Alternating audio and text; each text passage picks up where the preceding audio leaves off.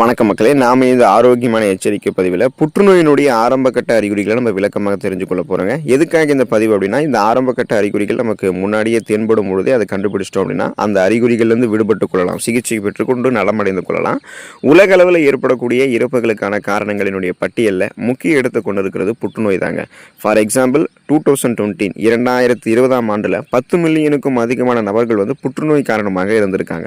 அதிலும் மார்பக புற்றுநோய், நுரையீரல் புற்றுநோய், பெருங்குடல் புற்றுநோய் மற்றும் விந்துப்பை புற்றுநோய் ஆகியவை பெரும்பாலான நபர்களை தாக்கக்கூடிய புற்றுநோய் வகைகளாக இருந்திருக்குங்க. புற்றுநோய் சிகிச்சையில முக்கிய தடையாக இருக்கிறது என்னன்னா அந்த நோய் கண்டறிதல் தான். அப்போ புற்றுநோய் செல்கள் இருக்கிறது தாமதமாக கண்டுபிடிக்கப்பட்டுச்சுன்னா அதுக்கான சிகிச்சையிலுமே நமக்கு தாமதம் ஏற்படும். இதன் காரணமாக சிகிச்சைக்கு அப்பாற்பட்ட வளர்ச்சியை புற்றுநோய் செல்கள் அடைந்துவிடும். ஆகவே புற்றுநோயை நம்ம ஆரம்ப கட்டத்திலே கண்டுபிடித்து ஒரு சில அறிகுறிகளை வைத்து கண்டுபிடிச்சிட்டோம் அப்படின்னா அந்த நோய்கள் நம்ம விடுபட்டு கொள்ளலாம். ஸோ அந்த அறிகுறிகள் என்னென்ன, அதுலேருந்து எப்படி விடுபடணும் வாங்க விளக்கமாக பார்ப்போம். அதை பற்றி பார்க்குறதுக்கு முன்னாடி இந்த வீடியோவுக்கு மட்டும் ஒரு லைக் கொடுத்துட்டு இந்த தகவலை உங்களுக்கு தெரிஞ்சவங்களுக்கும் ஷேர் பண்ணிடுங்க. ஏன்னா இது அவங்களுக்கும் பயனுள்ளதாக இருக்கக்கூடிய ஒரு ஆரோக்கியமான பதிவு தாங்க. இது போன்ற அப்டேட்ஸ்களை நீங்கள் தொடர்ந்து பார்க்குறதுக்கு நம்மளுடைய ஹெல்த் நியூஸ் தமிழ் சேனலை மறக்காமல் சப்ஸ்கிரைப் பண்ணி வச்சுக்கோங்க. பக்கத்தில் இருக்கக்கூடிய பெல் பட்டனையும் கிளிக் பண்ணி ஆல் அப்படின்ற ஆப்ஷனையும் செட் பண்ணி வச்சுக்கிட்டீங்க அப்படின்னா நாங்கள் போடக்கூடிய எல்லா அப்டேட்ஸும் உங்களுக்கு நோட்டிஃபிகேஷன் அடிக்கடி சேரும். சரி வாங்க மக்களை இப்போ வீடியோக்குள்ளே போயிடலாம். எடை குறைதல் புற்றுநோய்க்கான ஆரம்பகட்ட அறிகுறியாக பார்க்கப்படுது அப்படின்னு நீங்கள் தெரிஞ்சுக்கோங்க.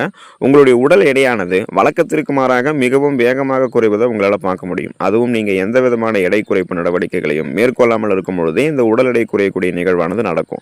இது மாதிரியான அறிகுறிகள் நீங்கள் சந்திக்கும் போது ரொம்ப எச்சரிக்கையாக இருக்கணுங்க. ஏன்னா இது கணையம், வயிறு, உணவு குழாய் அல்லது நுரையீரல் போன்ற பகுதிகளில் புற்றுநோய் உருவாவதற்கான அறிகுறியாக கூட இருக்கலாம்.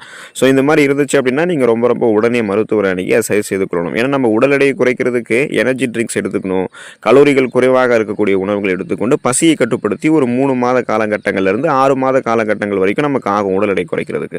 ஆனால் இந்த மாதிரி நம்ம எந்த விதமான மெனக்கெடலுமே இல்லாமல் தானாகவே நம்மளுடைய உடல் எடை குறையுது அப்படின்னா அது நமக்கு ஒரு சந்தேகப்படக்கூடிய நோய்களை நமக்கு ஏற்படுத்தி இருக்கின்றது அர்த்தம். ஸோ ரொம்ப எச்சரிக்கையாக நம்ம இருக்கணும். உடலில் வீக்கம் அல்லது கட்டி ஏற்படுதல் புற்றுநோய்க்கான ஆரம்பகட்ட அறிகுறியாக பார்க்கப்படுதுன்றதை நீங்கள் தெரிஞ்சுக்கோங்க. ஏன்னா புற்றுநோய்கள் அப்படின்றது இந்த மாதிரி கட்டிகள் வடிவாக, வீக்கங்கள் வடிவாக தான் பரவ ஆரம்பிக்கும். அப்போ உடலில் ஏதாவது ஒரு பகுதியில் வீக்கம் அல்லது கட்டி ஏற்பட்டுச்சுன்னா அதை நீங்கள் கண்டுகொள்ளாமல் விட்டுறக்கூடாதுங்க.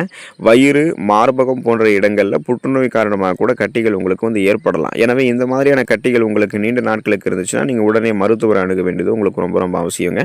ஏன் அப்படின்னா இப்போ இந்த புற்றுநோய் கட்டிகள் செல்கள் அந்த பெருக்கம் அதிகமாக அடைஞ்சிருச்சு அப்படின்னா கட்டிகளுடைய வீக்கங்கள் பார்த்தீங்கன்னா அதிகமாகிடும். அப்புறம் கட்டிகள் பெருசாக மாற ஆரம்பிச்சிடும். இது நமக்கு பல்வேறு விதமான பிரச்சனைகளை நமக்கு ஏற்படுத்தும். இப்போ ஆப்ரேட் பண்ணி தான் நம்ம அதை எடுக்கிற மாதிரி இருக்கும். அப்போ முன்னாடியே நமக்கு உடலில் ஏதாவது ஒரு பகுதியில் வீக்கம், கட்டியெல்லாம் ஏற்பட்டுச்சுன்னா அதை முன்னாடியே நம்ம சரி பண்ணிக்கிட்டோம்னா எந்த விதமான பெரிய பிரச்சனையுமே நமக்கு இருக்காது. தொடர்ந்து இருமல் ஏற்படுதல் அப்படின்றதுமே புற்றுநோய்க்கான ஆரம்பகட்ட அறிகுறியாக பார்க்கப்படுதுன்றதை நீங்கள் தெரிஞ்சுக்கோங்க. இப்போது தொடர்ந்து இருமல் இருக்கிறது அப்படின்றது பல நோய்களுக்கான அறிகுறியாக கூட இருக்கலாம். மார்பில் அதிகமாக சளி இருப்பதால் கூட தொடர் இருமல் ஏற்படலாம். அதை எப்படி நீங்கள் இருமல் தொடர்ந்து இருக்கிறதால புற்றுநோய்க்கான ஆரம்பகட்ட அறிகுறியாக பார்க்கப்படுதலாம் அப்படின்னு நீங்கள் சொல்கிறீங்க அப்படின்னு கேட்கலாம். ஆனால் உங்களுக்கு இப்போது தொடர்ந்து இருமல் இருக்கிறது அப்படின்றது பார்த்தீங்கன்னா நீங்கள் சாதாரணமாக நீங்கள் மருந்து மாத்திரைகள் எடுத்துறதுக்கு அப்புறம் சரியாயிடுச்சுன்னா அது ஒரு பிரச்சனை கிடையாது. 3 வாரங்களில் ஆரம்பித்து 4 வாரங்கள் வரைக்கும் தொடர்ந்து உங்களுக்கு இருமல் பிரச்சனை இருக்குது, பல மாதங்களுக்கு இன்னும் அந்த இருமல் பிரச்சனை இருக்குது, அது அப்படின்னா அது ஒரு மோசமான நோய்க்கான ஆரம்பகட்ட அறிகுறியாக இருக்கலாம் அப்படின்றத நீங்கள் முதல்ல மனசில் பதிவு வச்சுக்கோங்க. தொடர்ந்து இருமல் இருக்கிறது, இருமும் போது உங்களுக்கு அது வறட்டு இருமலாக மாறுறது, சளியுடன் கூடிய ரத்தம் வெளியேறுவது மற்றும் நீங்கள் இருமும் போது சுவாசிக்கிறதுல சிரமம் ஏற்படுவது, மூச்சு திணறல் ஏற்படுவது, இந்த மாதிரியான அறிகுறிகள் எல்லாமே நுரையீரல் புற்றுநோய்க்கான ஆரம்பகட்ட அறிகுறியாக கூட உங்களுக்கு ஒரு வேளை இருக்கலாம். ஸோ நீங்கள் என்ன ஏதுன்றது செக் பண்ணிக்கோங்க. அப்போ தான் அது உங்களுக்கு சரியாக இருக்கும். அப்படி உங்களுக்கு இருந்துச்சுன்னா உடனே சிகிச்சை பெற்று நலமடைந்து கொள்ளணும், தாமதிக்கக்கூடாது. மச்சம் அல்லது மருவில் மாற்றம் ஏற்படுதல் புற்றுநோய்க்கான ஆரம்பகட்ட அறிகுறியாக பார்க்கப்படுது அப்படின்றத நீங்கள் தெரிஞ்சுக்கோங்க. உங்களுடைய மச்சம் அல்லது மருவில் ஏதாவது மாற்றம் ஏற்படுது அப்படின்னா அதை நீங்கள் புறக்கணிக்க வேண்டாம். பெரும்பாலான மக்கள் இந்த மாதிரி விஷயத்தை கவனிக்க மாட்டாங்க. ஆனால் இது ஸ்கின் கேன்சர், தோல் புற்றுநோய்க்கான ஆரம்பகட்ட அறிகுறியாக கூட இருக்கலாம். ஸோ உங்களுடைய சருமத்தில் ஒரு புதிய மச்சம் அல்லது மரு அதெல்லாமே தோணும் போது உங்களுக்கு புதுசாக தோன்றுது அப்படின்னா சருமத்தில் ஏற்கனவே இருக்கக்கூடிய மச்சத்தினுடைய நிறம் மாறுது அல்லது அளவு அதிகரிக்கிறது, கலர் சேஞ்ச் ஆகிறது, இல்லைனா சைஸ் இன்க்ரீஸ் ஆகிறது, இந்த மாதிரியான அறிகுறிகளை நீங்கள் பார்த்தீங்கன்னா உடனே நீங்கள் மருத்துவர் அணுகணும். அவங்க உங்களுக்கு ஆலோசனை வழங்குவாங்க. சில பேர் இந்த மாதிரி தோள்களில் காணப்படக்கூடிய மாற்றங்களை பெருசாக எடுத்துக்கொள்ள மாட்டாங்க. ஸோ இது நீங்களும் அப்படி விட்டுறாதீங்க. நீங்கள் ஒரு தோல் சார்ந்த மருத்துவ நிபுணர், ஸ்கின் ஸ்பெஷலிஸ்ட்டை போயிட்டு அணுகுனீங்கன்னா அவங்க உங்களுக்கு குறிப்பிடுவாங்க இது சாதாரண தோல் தொடர்பான பிரச்சனைகள் தானா அல்லது ஸ்கின் கேன்சர் அந்த தோல் புற்றுநோய்க்கான ஆரம்பகட்ட அறிகுறியாக இது உங்களுக்கு தென்படுதா அப்படின்றத அவங்களே உங்களுக்கு விளக்கிடுவாங்க. நீங்களாகவே ஒரு எண்ணத்துக்கு போகக்கூடாது. அது ஆபத்தானது. சிறுநீரில் ரத்தம் கசிதல் புற்றுநோய்க்கான ஆரம்பகட்ட அறிகுறியாக பார்க்கப்படுது அப்படின்றது நீங்கள் தெரிஞ்சுக்கோங்க. சிறுநீர் வழியாக ரத்தம் வெளியேறுதல் அப்படின்றது உங்களுக்கு சிறுநீரக புற்றுநோயினுடைய ஆரம்பகட்ட அறிகுறியாக இருக்கிறதுக்கு வாய்ப்புகள் இருக்குங்க.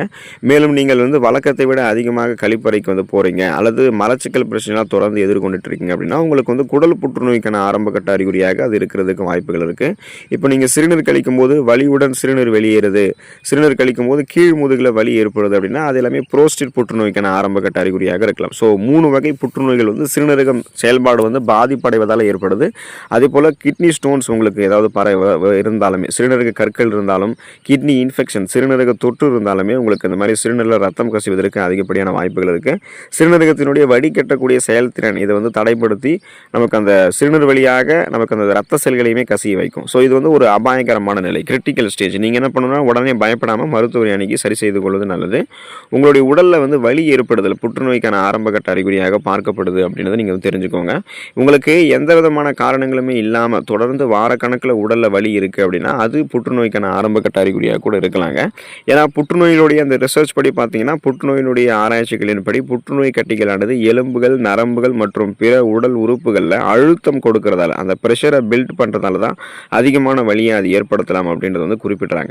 ஸோ அப்போ உங்களுடைய உடல் வலி கடுமையாக இருக்குது அப்படின்னா அதை நீங்கள் சரி பண்ணிக்கொள்ளணும். அதை உங்களுக்கு நீங்கள் சரி பண்ணியும் உங்களுக்கு சரியாகலை, ரெஸ்ட் எடுத்தும் சரியாகலைன்னா உடனே மருத்துவரை அணுகி தான் அதை நீங்கள் சரி பண்ணணும். ஏன்னா அதுவுமே உங்களுக்கு ஒரு தீவிரமான நோய்க்கான ஆரம்பகட்ட அறிகுறி தான். தொடர்ந்து நெஞ்செரிச்சல் ஏற்படுவது புற்றுநோய்க்கான ஆரம்பகட்ட அறிகுறியாக பார்க்கப்படுது அப்படின்றத நீங்கள் தெரிஞ்சுக்கோங்க. நீங்கள் தொடர்ந்து மார்பில் எரிவது போன்ற உணர்வை உணர்ந்தீங்கன்னா அது சில சமயங்களில் புற்றுநோய்க்கான ஆரம்பகட்ட அறிகுறியாக கூட இருக்கலாம். வயிறு அல்லது தொண்டை புற்றுநோய்க்கான ஆரம்பகட்ட அறிகுறியாக இது இருக்கிறதுக்கு உங்களுக்கு வாய்ப்புகள் இருக்குது. ஆகையால் தொடர்ந்து நெஞ்செரிச்சல் ஏற்படுவது சாதாரணமான ஒரு விஷயமா எண்ணாதீங்க, உடனே மருத்துவரை நீங்கள் சரி செய்து கொள்ள வேண்டும். உணவை விழுங்குவதில் சிரமம் ஏற்படுதல் புற்றுநோய்க்கான ஆரம்பகட்ட அறிகுறியாக பார்க்கப்படுது அப்படின்னு நீங்கள் தெரிஞ்சுக்கோங்க. உணவு உண்ணும் போது உங்களுக்கு வலி ஏற்படுதல் அல்லது உணவை விழுங்குவதில் சிரமம் உண்டாவதல், உணவு மீண்டும் மீண்டும் தொண்டையில் சிக்கிக்கொள்வது, இது எல்லாமே உணவு குழாய் புற்றுநோயினுடைய அறிகுறிகள் தான். இந்த அறிகுறிகள் தொடர்ந்து உங்களுக்கு ஏற்படுது அப்படின்னா நீங்கள் உங்களுடைய மருத்துவரை அணுக வேண்டியது ரொம்ப ரொம்ப நல்லதுங்க. இது ஏன்னா நம்ம உணவுகள் எடுத்துக்கொள்ளும் போதே சிக்கல்கள் ஏற்படுதுன்னா போதுமான அளவுக்கு ஊட்டச்சத்துக்கள் இருந்தக்கூடிய உணவுகளை நம்ம எடுத்துக்கொள்ள மாட்டோம். ஸோ அது நாளடைவில் நமக்கு சத்து குறைபாட்டை ஏற்படுத்தி நோய் எதிர்ப்பு சக்தி திறனையே குறைக்கிறதால பல்வேறு விதமான நோய் தாக்கம் அதன் காரணமாக நமக்கு உண்டாகலாம். ஸோ நாம் தான் கவனமாக இருக்கணும் இல்லையா? அதனால் நம்ம உணவுகள் எடுத்துக்கொள்ளும் போதே சிரமம் ஏற்படுதுன்னா உடனே மருத்துவரை அணுகி சரி செய்து கொள்ளணும். இரவில் அதிகம் வியர்த்தல் புற்றுநோய்க்கான ஆரம்பகட்ட அறிகுறியாக பார்க்கப்படுதுன்றதை நீங்கள் தெரிஞ்சுக்கோங்க. இரவில் வியர்ப்பது ஒரு சாதாரணமான விஷயம் அப்படின்னாலுமே சில சமயங்களில் இந்த இரவில் வியர்க்கிறது புற்றுநோய் ஏற்படுவதற்கான ஆரம்பகட்ட அறிகுறியாக கூட இருக்கலாம். பொதுவாக இது லிம்போமா புற்றுநோயினுடைய ஆரம்பகட்ட அறிகுறியாக இருக்கலாம். ஸோ இந்த வகை புற்றுநோய்கள் உடலில் நிணநீர் மண்டலம் மற்றும் பிளட் வெசல்ஸ் ரத்த நாளங்கள் போன்ற பகுதிகளை உங்களுக்கு பாதிக்குங்க. அதனால தான் இந்த மாதிரி ஏற்படலாம். ஸோ இந்த மாதிரியான அறிகுறிகள் உங்களுக்கு ஏற்பட்டுச்சுன்னா நீங்கள் உடனே பயப்படக்கூடாது. இந்த அறிகுறிகள் எப்போதுமே புற்றுநோய்க்கான அறிகுறிகளாக இருக்க வேண்டும் அப்படின்றது அவசியம் இல்லைங்க. ஆனால் அரிதாக சில சந்தர்ப்பங்களில் இது புற்றுநோய்க்கான அறிகுறியாக இருக்கிறதால இந்த அறிகுறிகளை நீங்கள் சந்திச்சிங்கன்னா உதாசீனப்படுத்தக்கூடாது. அதுக்கான சரியான நடவடிக்கைகளை மேற்கொள்ளணும். ஏன்னா 50 ஆண்டுகளுக்கு முன்னாடி புற்றுநோய் அப்படின்னு சொன்னாலே அது பிளட் கேன்சர் அப்படின்னு மட்டும் தான் நம்பிக்கிட்டு இருப்பாங்க. ரத்த புற்றுநோய் இருக்குன்றது மட்டும் தான் நம்புவாங்க. ஆனால் இப்போ ஏராளமான புற்றுநோய் வகைகள் இருக்குது. ஒவ்வொரு உடல் பாகங்களிலுமே ஒரு விதமான புற்றுநோய்கள் ஏற்படுது. அதுக்கும் தனித்தனியான அறிகுறிகளும் இருக்குது. இப்போ நாம கூறியிருக்கக்கூடிய அறிகுறிகள் எல்லாமே பொதுவான அறிகுறிகள்.